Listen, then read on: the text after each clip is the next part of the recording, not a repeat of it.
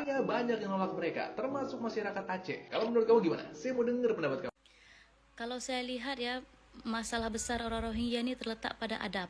Jadi mereka tuh kurang. Nah, banyak faktor, bisa jadi karena mereka tuh kan kurang dapat perlindungan dalam negara, hidupnya kocar-kacir di negara mereka, dibunuh, diusir dan segala macam. Pendidikan pun mungkin nggak ada. Jadi banyak faktor lah yang membuat mereka tuh sampai jadinya tidak bagus karakternya. Nah, sekarang ini menjadi concern kita apa? Kita kan udah nggak bisa berbuat apa-apa nih sebagai masyarakat. Kita melihat pemerintah ataupun siapa yang berwenang itu sudah membawa mereka ke kamp pengungsian. Nah, saya sebagai orang yang pernah langsung bergaul dengan mereka dalam keseharian sampai ada berapa tahun itu ya. Pokoknya rombongan ini datang, terus nanti kabur mereka. Kami jadinya diem lagi, nggak aktif lagi kegiatannya. Nah, nanti datang lagi tuh, kami aktif lagi karena waktu itu kami bergerak sebagai pengajar bahasa. Jadi saya udah sedikit banyak paham betul dengan karakter orang Rohingya. Nah, yang perlu kita lakukan saat ini apa? Ini pertanyaan Bang Vincent nih. Apa yang perlu kita lakukan? Tolong orang-orang yang sekarang berada di kamp pengungsian yang punya kuasa itu rubahlah karakter mereka. Mungkin mereka tuh akan membangkang, mungkin mereka akan berontak. Tapi mereka kan sekarang sudah di tempat kita. Kalau mereka nggak senang pergi.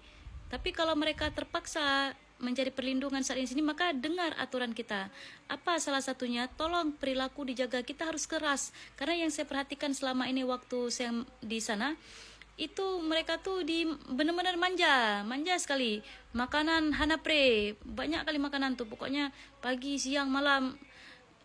Ya oke lah, sudah lah ya. Mungkin banyak dana, saya nggak paham bagian-bagian dana tuh. Saya hanya guru saja. Jadi karakter mereka tuh yang sangat rusak. Nah, kalau mereka sekarang sudah berada di daerah kita, maka ikutin aturan kita, ikutin aturan dari pihak yang mengelola pengungsian tersebut, yang mengelola mereka, yang mengelola makanan.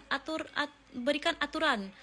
Apa ya, salah satunya sampah dibuang tempatnya. Bagi yang nggak buang sampah tempatnya, kasih hukuman, kasih pelanggaran, kasih apalah, terserah. Pokoknya rubahlah karakter mereka tuh. Nggak tahu ya setelah dari sini mereka kemana. Mereka senang nggak senang ikutin aturan kita. Karena pada masa saya menjadi pengajar tuh, mau kami kumpulkan mereka ikut kelas bahasa pun payah kami bujuk loh. Kami harus masuk kamar mereka tuh yang cewek-cewek ya. Ayo, itu kita bangunin loh. Tahu nggak, mereka lagi golek itu kan, kita bangunin. Go for study, ngomong bahasa Inggris tuh harus yang paling basic karena mereka juga nggak bisa kan. Ayo pergi, masuk kelas. No teacher. Mangat dah kok baik. Nah, tapi kan itu yang kita tuh nggak keras, cukup nggak keras kita.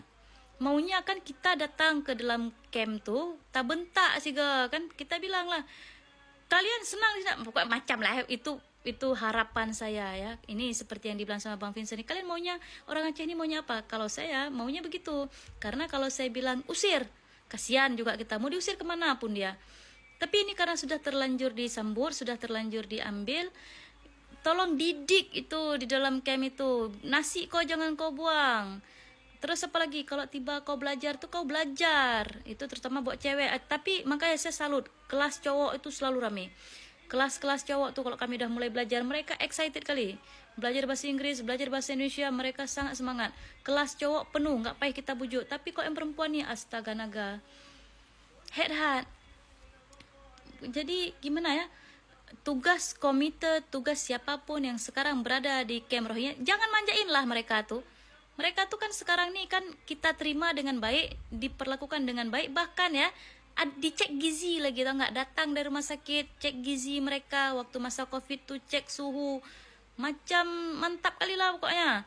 Ada lagi yang melahirkan di situ, ada lagi yang lagi hamil sampai melahirkan, sampai proses beli perlengkapan bayi dia tuh ke mall ya, bukan mall lah, Suzuya lo semawe.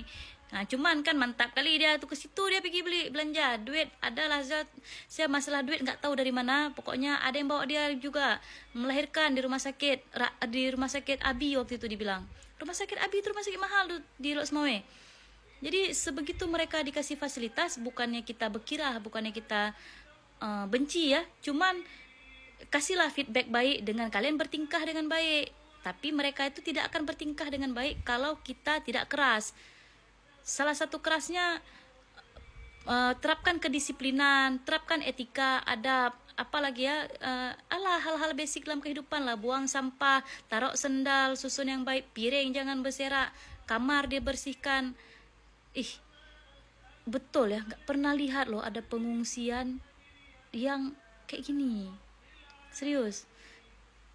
Pengungsian tuh di mana-mana tuh kan macam orang hidup segar mati tak mau dah. Tapi kalau ini pengungsian macam nyonya sama tuan, datang nasi, datang kue, datang jus. Tiba-tiba perangai dia, ayo belajar, nggak mau belajar, tidur, capek kali, no study. Mam, kok berat mangat dah kok udah enak. Ilo macam kok gelak gonging. Tapi udah kayak gitu pun kan aku dituduh sebagai orang Rohingya juga. Emang orang Aceh ni pun awas kalian. Kalian tega kali kalian tuduh aku orang Rohingya. Itu karena ada tindih. Nah, ini saya kasih tahu, saya tindih hidung nih di India.